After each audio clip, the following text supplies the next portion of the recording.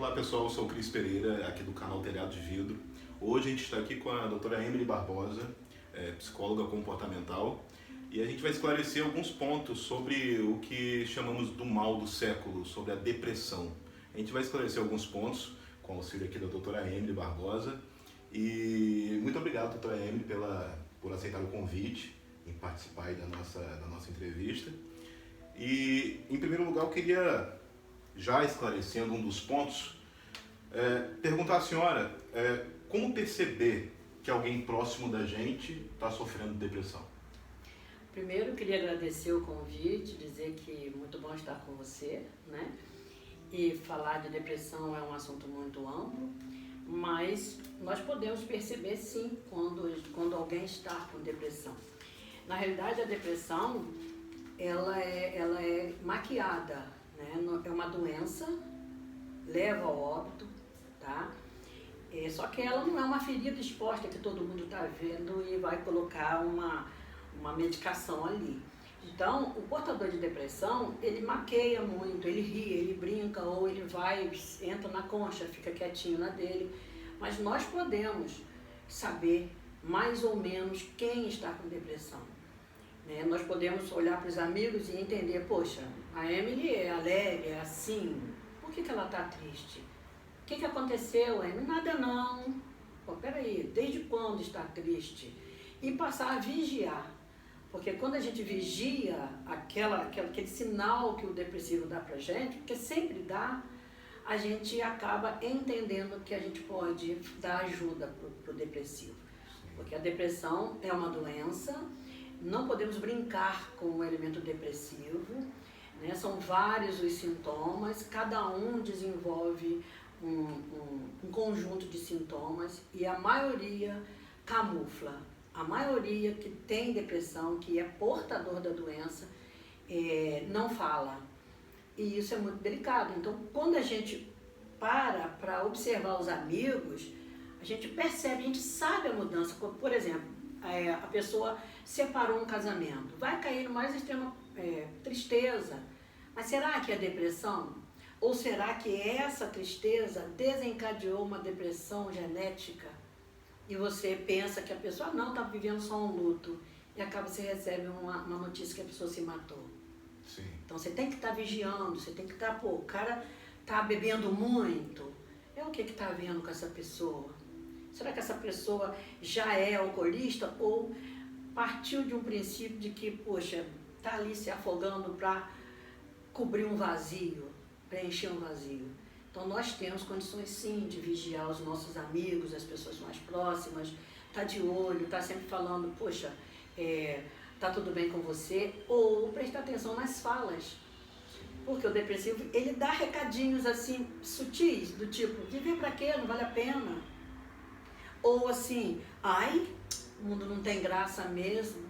Esses recadinhos são involuntários ou são voluntários da pessoa? Não são involuntários. Eles saem junto com a dor.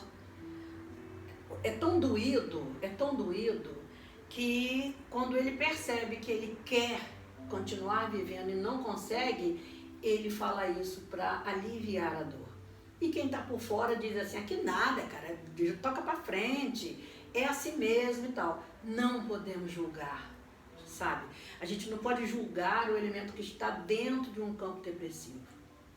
Porque existem vários gatilhos para desencadear uma depressão. Ou o depressivo fica na dele, quieto, ele já tem aquele perfil e ele sempre mostra que a depressão está ali com ele. Porque ele luta, é uma doença. Então o que nós temos que fazer? Cuidar desse depressivo, dessa pessoa, encaminhar, acolher. Na maioria das vezes, nós julgamos. Que nada, é besteira, é bobeira, vai passar. Não. Ele está assim porque ele quer. Não, deixa lá, deixa quieto que ele melhora. Cuidado. Tem que ter um extremo cuidado. Tá? A gente, continuando aí, então, nossas duvidazinhas que a gente tem sobre depressão, quais são os principais fatores que podem desencadear uma depressão? São biológicos, né? Desencadear. os fatores biológicos, os fatores sociais e os ambientais, né? O fator biológico, ele desencadeia a depressão, vem um fato e a depressão acontece. Como no caso do exemplo que eu te dei da separação. Sim. Às vezes a pessoa separa e vence um luto com dor, com sofrimento, com episódios depressivos. É diferente de estar com a doença, entendeu? Sim. Os episódios depressivos, todos nós podemos, numa época ou outra, passar por eles. Né? Mas a depressão, quando um fato acontece sério, que a pessoa já tem um fator biológico, a possibilidade de desencadear uma depressão ali é grande. Né? O fator ambiental são as incapacidades, as impotências que o ser humano tem naquele ambiente. Às vezes ele quer alguma coisa, ele sabe que ele consegue, ele sabe que ele precisa, mas o ambiente não favorece e ele vai mergulhando naquilo e acaba entrando no álcool, entrando nas drogas, entrando em comportamentos inadequados. Isso aí também a gente tem que estar ligado, tem que estar olhando sempre para isso. Poxa, a pessoa está precisando de cuidados, mas ele tem um fator ambiental, tá? E o fator social é o que nós estamos vivendo aí, né? Que é muito complicado, que é você estar com você sem saber quem é você estar com o outro sem saber quem é o outro, né? É muito delicado. E todos esses fatores, eles podem desencadear, sim, a depressão. E como a psicologia atua na depressão? Como que a psicologia pode estar ajudando esse depressivo, né? Olha, na minha clínica, eu costumo fazer testagem, né? O relato do paciente é o meu condutor. O paciente começa a falar e eu passo a ler o corpo, porque o corpo fala, junto com a voz. O tom de voz me indica muita coisa. Ele traz para mim eventos ou fatos que me levam a entender que existe necessidade de cuidados. Eu encaminho para a psiquiatria, tá? Porque depressão, como todas as doenças, depende de um médico. Sim, né? sim. Então, o cardiologista, o coração, quando a pessoa tem um problema de coração, vai com o cardiologista, né? Sim. De pulmão, enfim, cada órgão tem um médico competente. E aí, o depressivo, ele também tem um psiquiatra, ele tem que ter acompanhamento médico, ele tem que ter um acompanhamento com medicação. E aí, como que eu faço? Eu encaminho esse paciente para um psiquiatra e ele passa a usar a medicação, eu trago a família para perto, para fazer psicoeducação, para informar essa família como cuidar. Porque na verdade a família tem que estar inserida, né? Nós somos o nosso ambiente, entendeu? Nós somos o nosso ambiente. Onde nós estamos, nós damos a resposta comportamental. Não tem como ser diferente, né?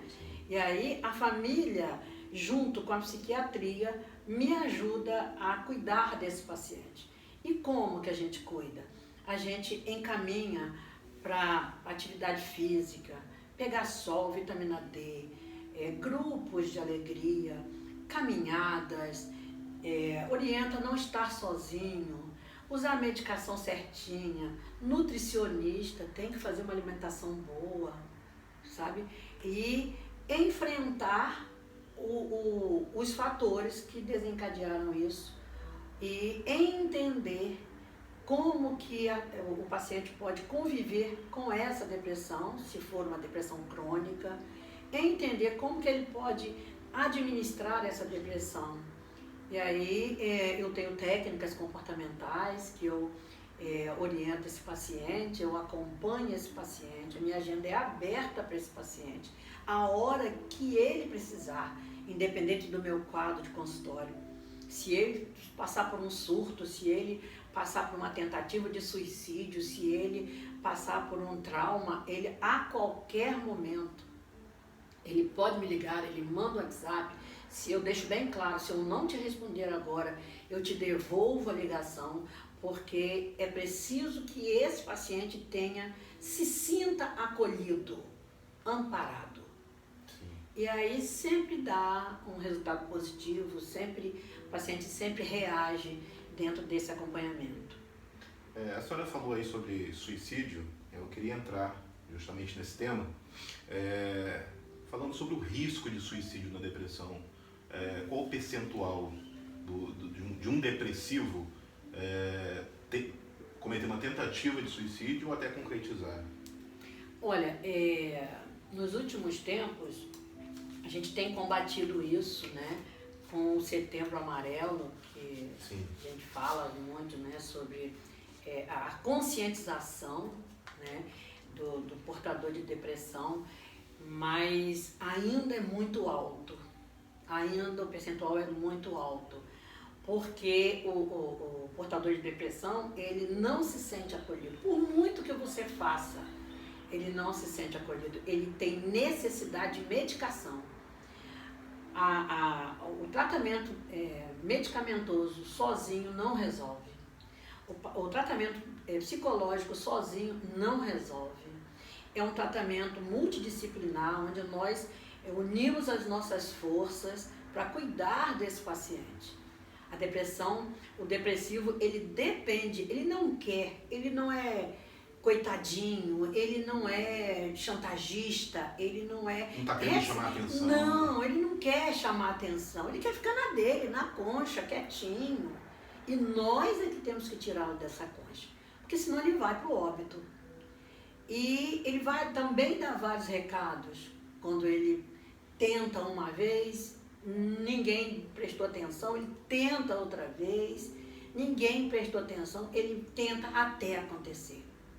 Então, quando a pessoa tentou uma vez a automutilação, começou a se cortar, começou a dizer que dar recados assim, já está assim no limite. Peraí, gente, vamos levar, vamos para o psiquiatra, vamos usar medicação, vamos procurar um psicólogo, vamos cuidar do comportamento dessa pessoa que está gritando por socorro. Porque o risco de suicídio é alto, é muito alto. Outra questão também, dona Emily, com a pandemia, acredito que os casos de depressão aumentaram. O que a senhora acha que se deu a esse aumento por conta da pandemia? Então, eu entendo que a pandemia chegou para ficar. E nós não esperamos isso. Ela chegou chegando. A gente não estava preparado, né? Não, nós não estávamos preparados para aquele boom de informações.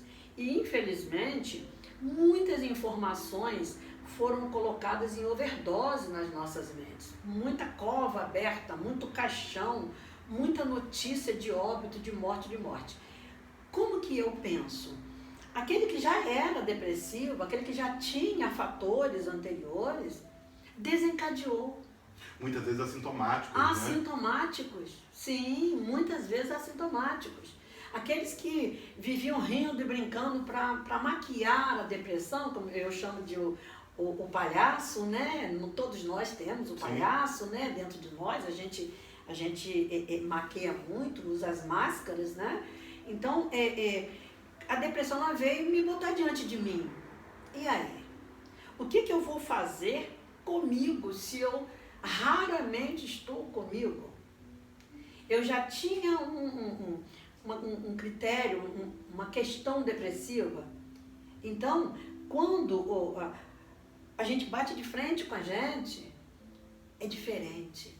E a pandemia ela veio para nos colocar diante de nós. E aí começaram-se as questões depressivas, porque os casais começaram a se enfrentar. Os filhos começaram a enfrentar os pais.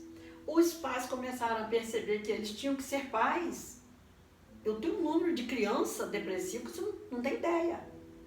Por quê? Porque quem criava as crianças eram as escolas, papai, mamãe, titio, vovó, os primos, os parquinhos. É necessário. A criança precisa disso. E aí, de repente, tira tudo da criança. O que acontece?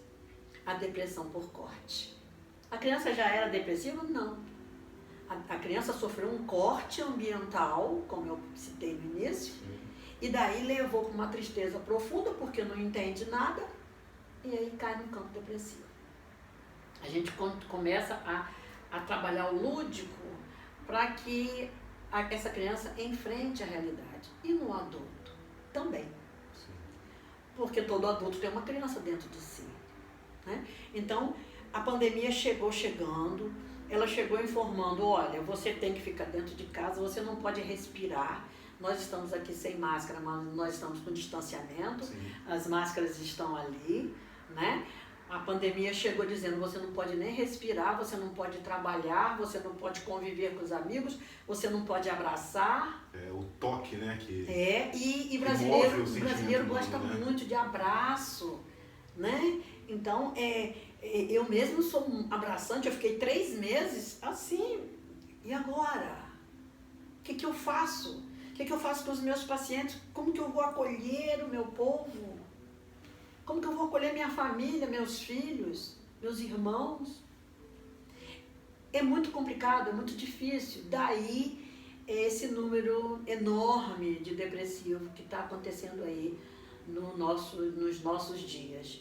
Eu espero que esse momento passe, que tudo volte. Não teremos um retorno, nós vamos viver um novo normal, né? Já estamos vivendo um novo normal, né? Mas precisamos estar atentos que esse momento também nos trouxe muitas reflexões. A pandemia nos trouxe informações de autovalorização. O depressivo, ele não se valoriza. E na clínica ele aprende a se valorizar. Entendeu? Ele aprende a se entender no espelho, ele vai para o espelho, ele vai conversar com ele vai entender que ele não é sozinho, é no mínimo ele e os próprios pensamentos. Entendeu? Sim. Então a gente passa a se valorizar mais, consequentemente a valorizar também o nosso próximo, com álcool gel, colocando as máscaras, numa mensagem de WhatsApp, a gente está passando por um processo de reestruturação, de ressignificação, né? Um processo de uma sociedade aparentemente agressiva, mas uma sociedade que vai fazer com que cada um se veja de forma melhor. Né? Se Deus quiser, daqui a pouco isso passa. Com certeza, a gente espera, né, dona Emily? Queria agradecer a participação da doutora Emily aqui no nosso canal, esclareceu alguns pontos que precisavam ser esclarecidos, que algumas pessoas buscam saber. Queria pedir à doutora Emily que deixasse aqui o seu contato, o seu endereço, para que as pessoas que buscam o atendimento, ou que estão buscando atendimento, estão buscando o tratamento, tenham aí uma forma. Então, eu sou Emily Barbosa, terapeuta cognitivo-comportamental, psicóloga pós-graduada, com qualificação em família e sexualidade humana, cuido de crianças, adultos, adolescentes, idosos, faço dinâmica de grupos, tenho um espaço no edifício executivo em Campos dos Goytacazes, entre o Liceu e o Sesc, edifício executivo 473, sala 404. Meu telefone é 998217155, WhatsApp o mesmo número. Estou aqui para esclarecer algumas dúvidas e bom demais estar com você e agradecer aqui ao colega que me fez esse convite. Muito bem, muito obrigada e sucesso, viu? Obrigado, dona Emily. Até mais, pessoal. Até a próxima. Até a próxima. Fala aí, galerinha. Se você ficou aqui até o final é porque você curtiu esse conteúdo. E se você realmente curtiu, dê aquele like, se inscreva no canal para ajudar o canal Telhado de Vidro a continuar produzindo vídeos como esse. Depressão, um tema muito importante, um tema de relevância significativa, muito bem esclarecido alguns pontos aí pela doutora Emily Barbosa. Mais uma vez, dê aquele like aí para ajudar a gente a continuar produzindo vídeos como esse e não se esqueça, se inscreva no canal. Valeu, galera, até a próxima.